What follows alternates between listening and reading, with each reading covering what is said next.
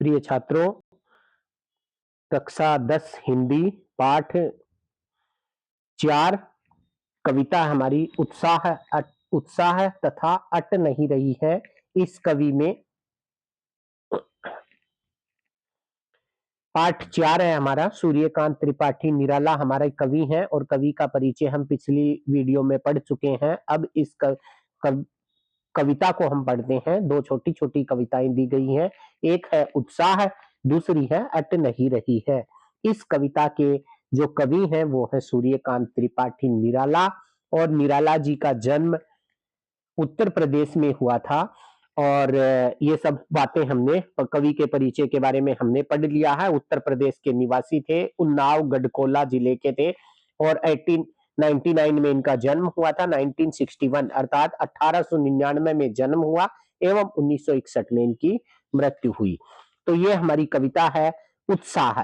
जैसा कि कविता के नाम से प्रतीत हो रहा, उत्साह मतलब खुशी, किसी को देख करके खुशी होना, ऐसा उत्साह।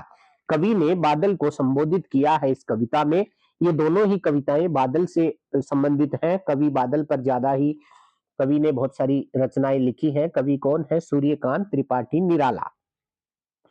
बादल गरजो बादल गरजो घेर घेर घोर गगन धाराधार ओ, ललित ललित काले घुंघराले बाल कल्पना के से पाले, विद्युत छवि उर्मे कवि नवजीवन वाले, वज्र छिपा नूतन कविता फिर भर दो बादल गरजो, विकल विकल उन्मत्त थे उन्मन विश्व के निदाग के सकल जन, आए अज्ञात दिशा से अनंत के घन, तप्त धरा जल से फिर शीतल कर दो बादल गरजो।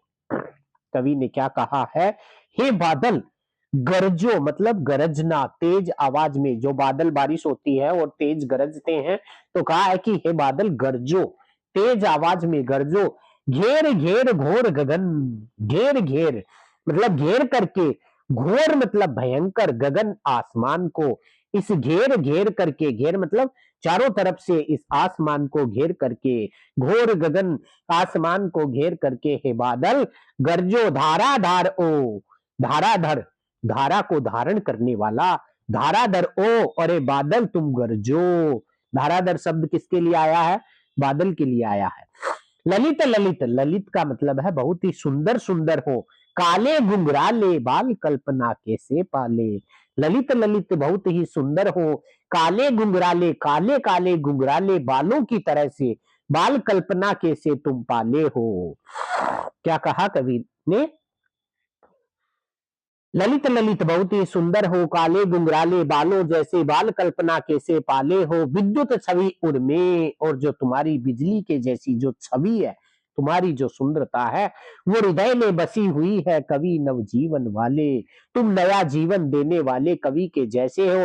वज्र छिपा, और जो वज्र है कठोर, वो छिपा हुआ है। नूतन कविता फिर भर दो, ऐसी नई कविता को हे बादल तुम फिर से भर दो बादल गरजो। तो इस पद्य में क्या बताया है?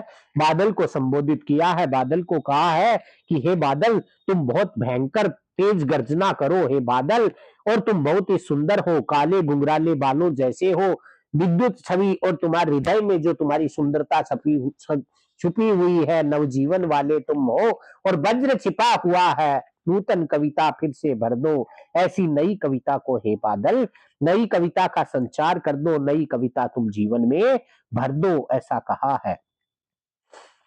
विकल विकल विकल उन्मत्त थे उन्मन विश्व के निदाग के सकल जन, आए अज्ञात दिशा से अनंत के घन, तप्त धरा जल से फिर शीतल कर दो बादल गरजो। विकल विकल उन्मन थे उन्मन, विकल मतलब बेचैन थे, बेचैन बेचैन थे, उन्मत्त उदास थे, उन्मत्त उन्मन थे उन्मन, उदास उनके मन थे। विकल मतलब बेचैन हो रहे थे।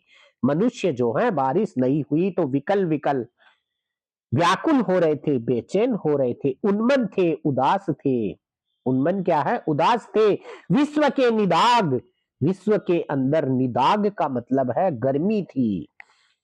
निदाग के सकल जन, संपूर्ण संसार के, सकल मतलब सारे, जन मतलब मनुष्य, और इस संसार के जो भी मनुष्य थे वो सारे के सारे गर्मी से बेचैन हो रहे थे। आए अज्ञात दिशा से अनंत घन, और हे अनंत घन आए अज्ञात दिशा से, ऐसी अज्ञात दिशा से तुम आए अनंत के घन आसमान के बादल तुम ऐसी। आकाश नाम दिया है अनंत को, होते हैं आकाश को जिसका कोई अंत नहीं है, ऐसा अनंत आकाश।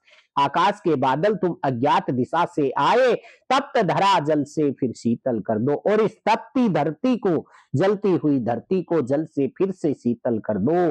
हे बादल गरजो, तेज आवाज करो और तेज बारिश करो, और तेज बारिश करके हे बादल तुम इस धरती के ऊपर बारिश करके इस धरती पर तप्त कर दो, इस धरती की प्यास बुझा दो। बहुत से मनुष्य बेचैन हो रहे थे, विकल विकल बेचैन थे, उन्मन थे, उदास थे, विश्व के निदाग के सकल जन, अर्थात संपूर्ण धरती के जो मनुष्य हैं सारे ही, वो सारे के सारे बेचैन हो रहे थे, उदास हो रहे थे, और तुम अज्ञात दिशा से आसमान में आए हे बादल, इस तपती धरा को जड़ से फिर से शीतल कर दो, अपनी बारिश करके इस धरती को तुम फिर से शीतल कर दो। अगली कविता हमारी अगली वीडियो में होगी।